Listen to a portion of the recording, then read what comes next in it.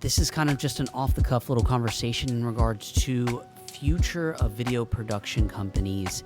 And I actually did this video, gosh, it's probably been about 3 or 4 months ago, where I was just talking about, I have a buddy out in California that runs a production company called pushrecord.com, and I'd pretty much say Lowell Productions compared to Push Record, you're talking pro versus minor leagues. And that's no insult to me, because in my particular testimony and why I want to make this video, it's to say that I think the future of video productions is going to be very small crews, very niche slash little operations. Maybe it's one guy like myself running a small video production company and then freelancing when needed to scale up. Now, I know that a lot of production companies already operate like this, but I'm even talking about no big boy cameras, not any massive lights, the ability to kind of be very flexible in regards to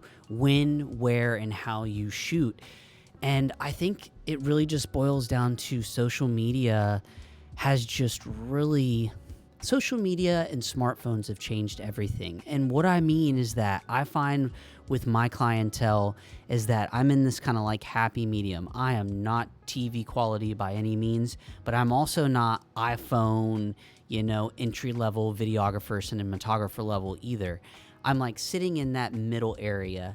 And what I think it's allowing my company to do, and what it could allow for someone like yourself, is you're positioned in this unique spot where you can do all levels of work if needed. So if someone needs me to document their event, well, they don't need a massive budget because they're just paying me.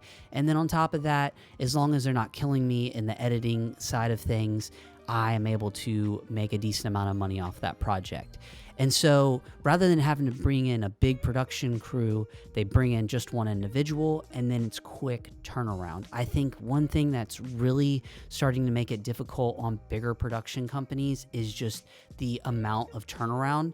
Because with a lot of the projects I work in, there isn't much planning that is involved. Whereas when I'm watching other people that are a little bit higher up in the industry, there's so much time invested in the planning process, whether it's scouting, whether it's scripts, whether it's hiring talent. Whereas where I'm thriving is kind of show up, get what you can, make it the best you can, quick delivery. Now, that's not going to be the case for all my projects because I also shoot documentaries. But what's unique with documentaries is I've got 3 cameras that I kind of lean on hard. The Lumix S5 2X is my go-to as far as my A cam. My B cam is the GH7, and then my C cam is the GH5. And if I absolutely need another camera, I bust out the GH4 and then I have a GoPro. Now, I list all of that off to say that is more than enough for one particular individual because all those cameras are small, great on battery power. I use V-mount, I use monitors on top. But what I'm getting at is that I was able to shoot a full-blown documentary this year all by myself. Now, of course, there was a producer that was with me, and then I did all the editing myself. So what does that mean? That means in the past, that type of documentary, or even now, if they wanted like this super high-end Netflix style video, it could cost hundreds of $1,000s, whereas like I was able to show up and over the course of 3 months, now we only did 2 legitimate days of shooting, but the editing took about 3 months, they're all in paying me like maybe $10,000, and we were able to, I want to say on Rumble, get like 60,000 views, 600,000 views on X, on YouTube, I think it's at like 4,300. My point being is budgets can be so much smaller and the video content can be just as effective. I think one thing that, if I'm just going to be brutally honest to a client, is like, it really boils down to the story. It doesn't necessarily boil down to the visuals. And I'm not trying to neglect that you still need it to look beautiful. You need nice B-roll. You need the edits to be solid. You need the music to drive the emotions in the way that it should feel. And in my personal opinion, it should probably be a length where you almost want the viewer to want more rather than a length where they're kind of like, God, when is this going to end? So small video production companies, people that are not super pro level. Maybe you're shooting with DSLRs, you're shooting with Sony, Blackmagic, Lumix, Canons. Maybe you've even ventured into the red space.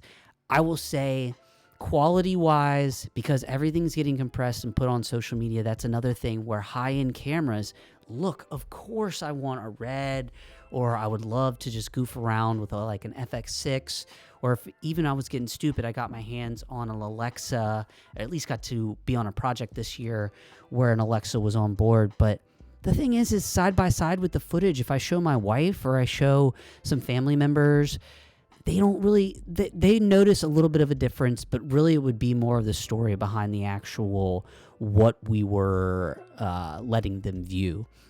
So in 2025, this is just a testimonial. If you are a one-man band operation, I say do the best to figure out how to max yourself out while also bringing in others to help, but don't feel the need to get crazy with it.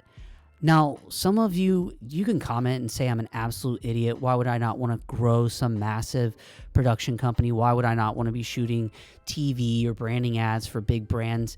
And my testimonial would be that I've found local and regional brands that I would say probably might even be more fun to work with because they're smaller, more intimate environments, and the creative process is a very collaborative one. And also, I think a lot of these people are venturing into video for the first time.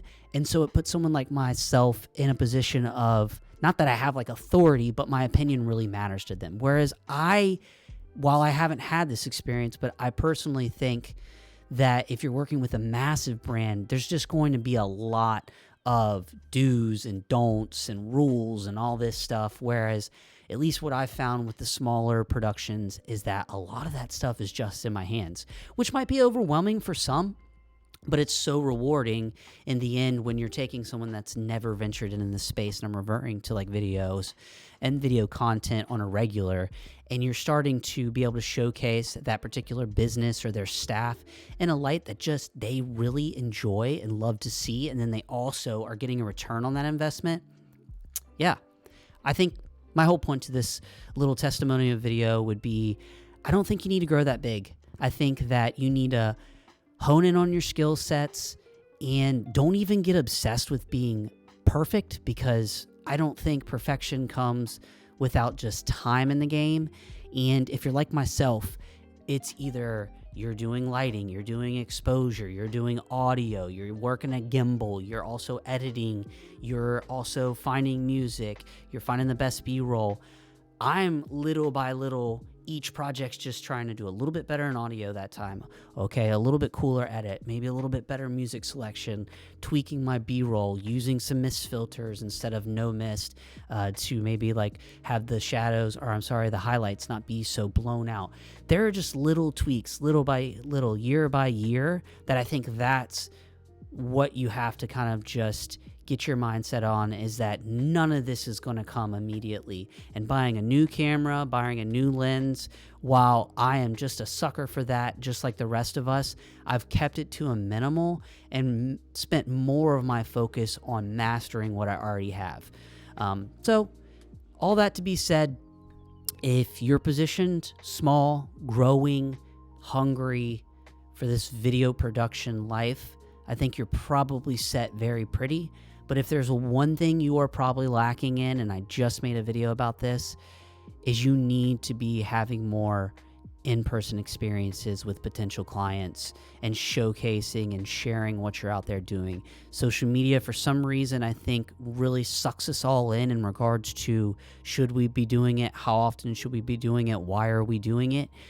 But I've come to find some of the most profitable companies that I work with, they don't do shit for social media. And some of the biggest video production companies I work with do very minimal. Some of the biggest AV companies that I work with, you've never even heard of. Instead of focusing on social media, these guys are focusing on real life interactions with other people that are coming into their lives. And so, yeah, some of you probably are saying that's absolutely idiotic. I get so much business from social. And if that's you, Keep it up. I do not want to discourage that. I would love some of my business to come from social, but I will say it is in person 100% that is separated past years from even now in regards to how the business flow is working. All right, long rant, 10 minutes. I'm done. Peace.